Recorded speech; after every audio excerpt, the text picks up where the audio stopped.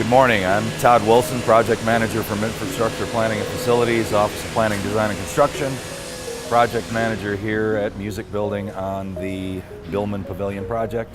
Going to give you a quick update. It's been a little while. A lot has happened.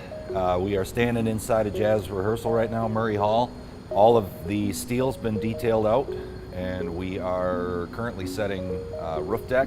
That's a system called Epic Deck, which is a expanded metal, perforated, infilled with insulation layer that we will then spray shotcrete on top at a thickness of about 6 inches, and then put a nailer and slate on top of that to a finished roof assembly that's about that thick. Completely for sound isolation, so that in a heavy rain event, mowing, ambulances driving by, none of that will be audible inside of the spaces. So in the basement area here, all of the masonry work for the most part has been complete. Not all the rooms are, all the new practice rooms are separated by masonry walls. Some are just going to get studded out with these piles of metal studs and drywall that you see behind you, depending on the use. The rooms that are need a little bit more intensive isolation are the ones that have the masonry enclosures.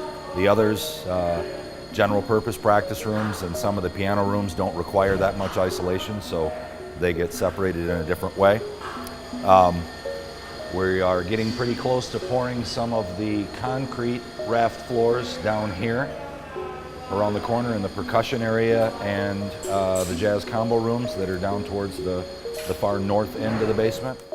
So what you're seeing here, this is a percussion practice room, one of the quote-unquote standard size, the smallest ones.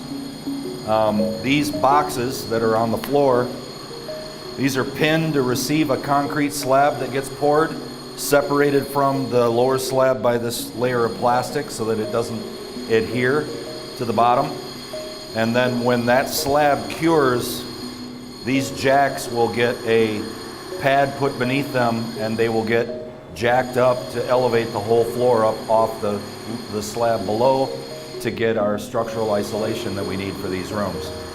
From those slabs, there's anchorages in the corners that the walls get built on, and this entire thing gets enclosed, walls, slab, and lid, as a structurally separate box.